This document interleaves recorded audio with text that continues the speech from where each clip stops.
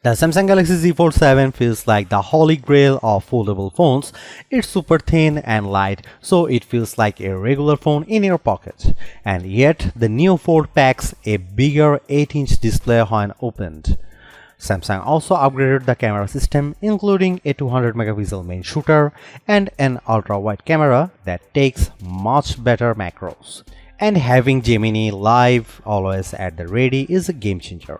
The $2000 price is super expensive and Samsung ditched the S Pen, but overall, this is the best foldable money can't buy. It's pretty rare that I am so excited by a foldable phone that I am tempted to buy it. This is one of those times. The Galaxy Z Fold 7 is not yet another iterative upgrade. It is a huge leap forward in terms of design. It's so thin and light. I was shocked every time I picked it up for the first week of using the phone. You are no longer being penalized for wanting a phone and tablet in one device. In fact, the Fold 7 is lighter than both the iPhone 16 Pro Max and Galaxy S25 Ultra and also thinner than both of those phones when open. That's pretty freaking amazing for a foldable with a enormous 8-inch display on the inside, a 6.5-inch screen on the outside, and a powerful new 200 megapixel camera. At the same time, Samsung is charging a staggering $2000 for the Galaxy Z Fold 7, which is the second price hike on this model in 2 years. And the phone maker made some sacrifices to get he fold this thin. Bye bye S Pen. Now that I have been living with the Galaxy Z Fold 7, here is my reasons to buy and skip in my full review, and how it stacks up to other flagships like the Galaxy S25 Ultra. Who is this for? Power users looking for a tablet and phone in one device without the usual foldable phone penalty of heft and bulk. What does it cost? The Galaxy Z Fold 7 starts at $1,999 US. That's a $100 price hike over the Galaxy Z Fold 6 in the US. What do I like? The amazingly thin and light design, the larger displays, more advanced 200 megapixel camera, and the seamless integration of Gemini Live AI. What do I not like? Other than the sticker shock of that price, the unsightly punch hole camera on the main display, and the just okay battery life, some may miss the S Pen. The Samsung Galaxy Z Fold 7 starts at $1,999 US for 256 GB of storage and 12 GB of RAM. No, that's not a typo. That's $100 more than the Galaxy Z Fold 6 and the most expensive phone you can buy in the US.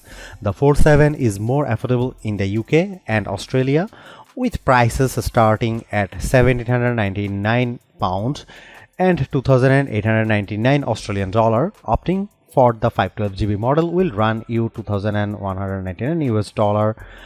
Want to try 1 terabyte? You are looking at $2,419 US, but at least that includes a bump in RAM to 16 GB. Let's get something out of the way. The Galaxy Z Fold 7 may not be the thinnest and lightest puka-style foldable in the world, but it is such a huge improvement over the Galaxy Z Fold 6 that it feels like a totally new device. Measuring 8.9mm thick, folded and 4.2mm unfolded, the Z Fold 7 is 26% thinner than the Z Fold 6, and when I hold them side by side, the contrast is dramatic. Seriously, it's the difference between wanting to carry this phone in my front or back pocket and using a coat pocket or my bag. For those scoring at home, the Honor Magic B5 is reportedly 8.8mm thin when closed and 4.1mm when open, but that's not a phone that's available for sale in the US. Samsung says it's made the Fold 7 more durable too, thanks to a new Armor flex hinge that more evenly distributes stress, an advanced Armor aluminum in the frame and hinge that increases strength, and a main display that's thinner but stronger. During my time with the Galaxy Z Fold 7, it felt pretty durable despite being so thin, and I like how the hinge barely protrudes when closed. But note that this foldable is just IP48 rated once more, meaning it's water resistant but not dust resistant. I won't be taking the Fold to the beach. I do have some nitpicks with the design. The first is the camera for the inner display. Samsung moved from an invisible under display camera to a punch hole. It's an eyesore. I also wish the camera bump wasn't so thick. As a result, the phone wobbles when you use it on a table. One more thing, I like the Z Fold 7 could be slightly easier to open. It's so thin, you have to dig your nails in there. How about colors? If you want to stand out, get the bold blue shadow option. I love it. If you don't like fun, get the jet black or silver shadow option. There's also an exclusive mint color on Samsung.com. The Galaxy Z Fold 7 gets 3 major display upgrades versus the Galaxy Z Fold 6. Both the cover and main displays are now larger, and the crease on the unfolded main display is definitely less noticeable. Starting with the inside, the Galaxy Z Fold 7's main display has grown from 7.6 inches to 8 inches, which is pretty big jump. I appreciated the extra real estate when watching the Superman trailer on YouTube, but especially when working on spreadsheets in Google Sheets. You can see a lot more info without scrolling. And it's nice being able to see several open tabs at once when surfing the web in Chrome. The other plus is that Samsung has worked hard to minimize the main display's crease. It is still there, but it is much less noticeable.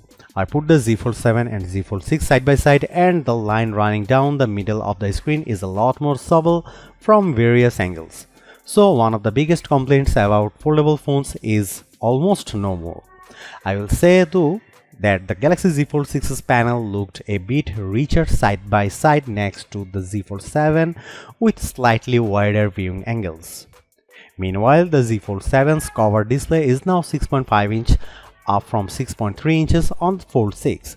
It's wider too, so I found typing more comfortable. It's certainly not as wide as the S25 Ultra's 6.9-inch panel, but I had no problem checking emails, responding to Slack messages, and changing tracks on Spotify and so on. In our labs, the Z Fold 7's main display delivered a peak brightness of 2310 nits when displaying HDR content compared to 2317 nits for the Galaxy Z Fold 6. So they are comparable. The Galaxy S25 Ultra by comparison reached 1860 nits in the same test. The Z Fold 7's main display also registered 96% of the DCI-P3 color space in natural mode and 105.2% in vivid mode. That's better than the Z Fold 6, and the S25 Ultra was slightly better in vivid mode and slightly worse in natural mode.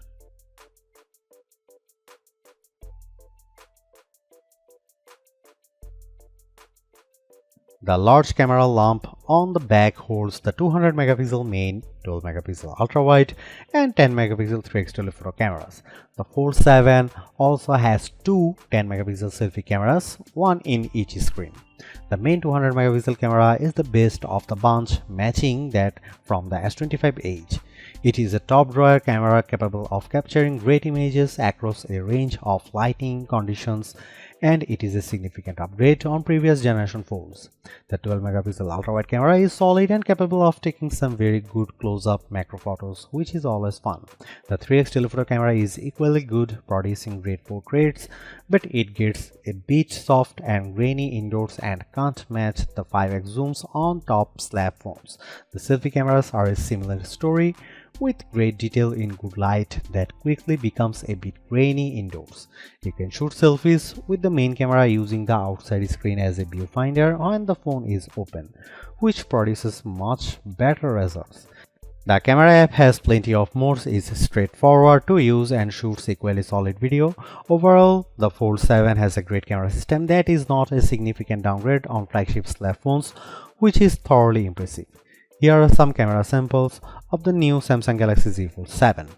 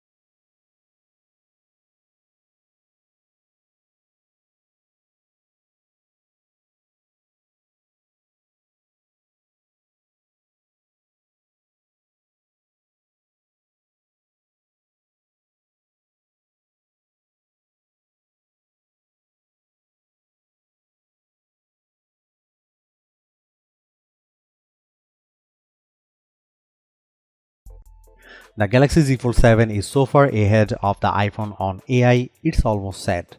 While there aren't many new features versus what the S25 Ultra introduced, Samsung deserves credit for making more of its Galaxy AI tools foldable friendly, and Gemini steals the show.